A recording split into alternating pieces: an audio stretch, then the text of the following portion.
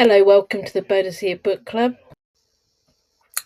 This time we are talking about a story about survival, love, and the risks people take in search of a better life.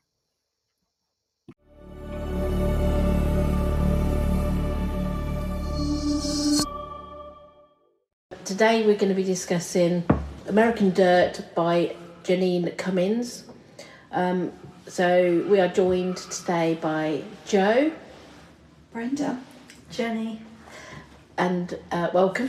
So we have got other members, but they're not here today. Hopefully you'll hear from them as the months go on. Anyway, so a bit about the book. So American Dirt is a novel about migration, survival, and the search for safety. So the story follows Lydia Quixano Perez. Have I said that right? Quixano Perez, a woman living in Acapulco, Mexico, with her young son Luca. So Lydia owns a bookstore and lives a fairly comfortable life until her journalist husband writes an article exposing a powerful drug cartel leader. And in response, the cartel murders most of Lydia's family, and Lydia and Luca are forced to flee and begin a dangerous journey north towards the United States. So as they travel through Mexico, often riding on top of freight trains known as La Bestia, they meet other migrants who are also escaping violence, poverty, or persecution. So the novel explores the risks these migrants face and the difficult choices they make and the hope that keeps them moving forward.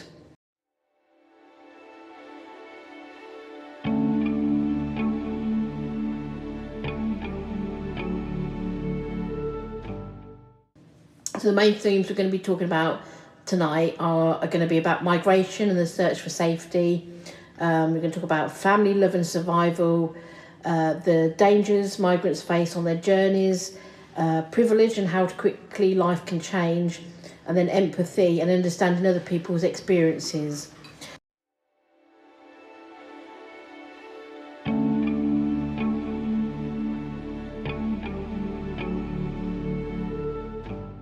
Jeanine Cummins is an American author born in Spain and raised in the United States.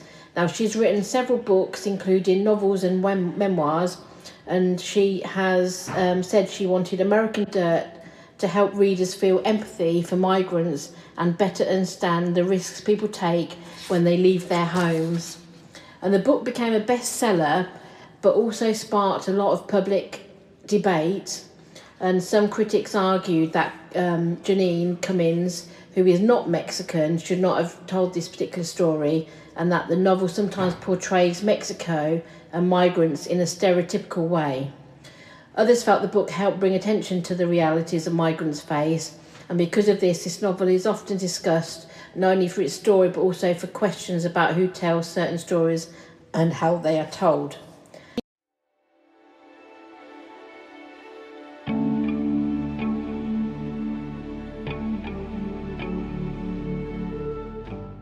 First of all, what are our first impressions of Lydia and Luca? And do you think did they change as the story progressed? I must admit, when the book opened, it drew me in straight away. When you heard about when they hiding in the bathroom and they heard what was going on outside, and I think the author then described, like Puppy was making barbecue, and that they heard the bullets rain out, and I'm thinking, I know what you know what's happening outside, and you can imagine it in your head. And this poor boy and his mum's shielding him in the shower from what's happening outside. And I just thought, the mother's love and trying to protect her son. I quite liked both the characters, especially the lady. I mean, she owns a book club. What's what's going to be wrong with that? So she did make friends with a cartel leader. The leader? Yeah. We don't find that out until about chapter 4, do we? No. It's starts really shocking with the massacre, Yeah. and then after the massacre and after they've had to flee, it then goes back to the previous times when she unbeknowingly befriended this cartel leader because he was interested in books and went into a bookshop. Yeah, I must admit, it did go. The first time it went back, it confused me a little bit, but it doesn't take much to confuse me. And then I sort of got into the swing that she kept going back, which to describe her life before. Yeah. Which was good. Obviously, there was a mother-child bond there, wasn't there? And that's always going to be there. But they did obviously become stronger, especially Luca, as the story went on. He got tougher. And it's a shame, obviously, you do get more resilient and a bit more thicker skin, don't you? Yeah. And obviously, they weren't allowed to grieve for his dad and his family because they just had to go on the run, obviously, straight away. So they wasn't allowed to deal with bereavement or anything like that, but it was I did like their relationship. Yeah. You know, he definitely becomes stronger, didn't he? And how old is he? 9? Was he 9 or 7? 8, I think. Where are we? He was 8. He was 8.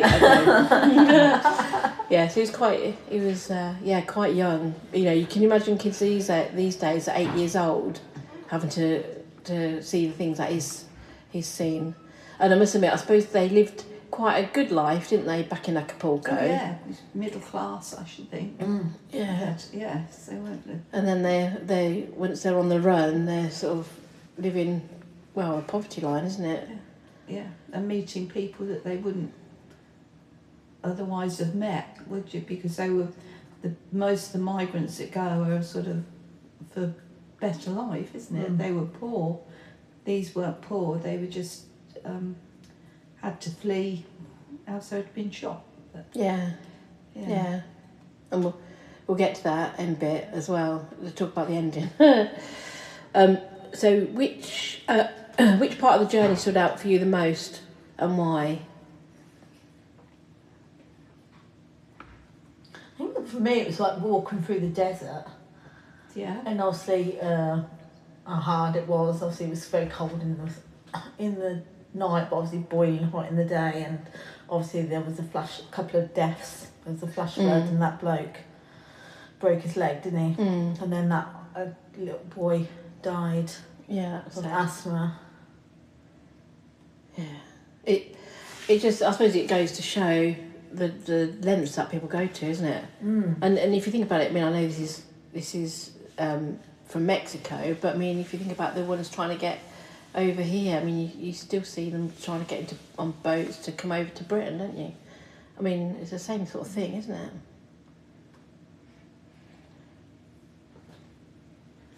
I'm sorry. You're looking at me now.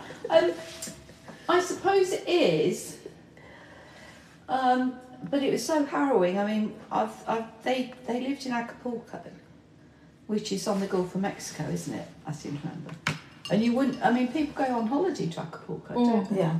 And you think it's a safe place, and then you read about all these shootings, and the fact that then they have to go, I don't know how many thousands of miles across Mexico to get to America. I think it says on the last page of Does how it? many miles, just on the Yeah. epilogue. Or how many days? Because it's Or is it Yeah. days? It might be days. 2,645 miles. Yeah. Cool, blimey. You know, you think, gosh, you know, and most of that was, well, hitching a lift or jumping on a train or walking. I mean, it's just. I probably would kill myself. There was a few, obviously, it did fall off the train and Yeah. It's awful. But so there's no passenger trains out there. There were just freight trains. I think if it is passenger trains, I think what they said was obviously there's more cops and there's more. If they could have gone by bus, they could have gone driven. Yeah. But then there's like checkpoints Yeah. and more police, and so freight trains was. Well, the freight trains go in the middle of nowhere, don't they? I Yeah, so suppose? there's less. not on the road. Yeah, there's less options to get caught and Yeah. things like that. Yeah, I liked it when they met the two girls, Rebecca and I can't pronounce her name. Soledad? Soledad. Soledad? We ought to ask my cousin. Yeah.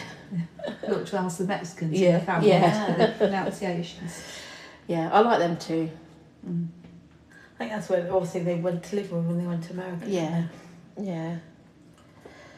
It would be hard to know who to trust though, wasn't it? And obviously that Lorenzo, she didn't trust him, but it was good that she didn't trust him. It's obviously text.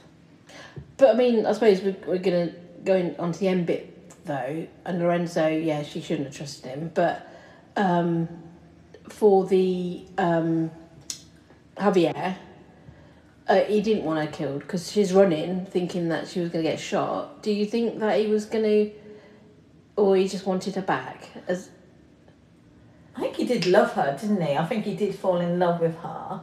But I don't think... if they weren't hiding in the bath, they would have got killed, I think, or captured. So either they would have been his prisoners. Mm. So he didn't want her back to... Well, yeah, she'd have been a prisoner because she wouldn't have loved him. But yeah. But how would you feel? Because obviously he got her family killed because obviously her husband was a journalist, and then his daughter found out he was a cartel leader, and that's why she killed herself, and that's obviously why it's all started, isn't it? But how would you not know that your dad was a cartel leader, cartel boss?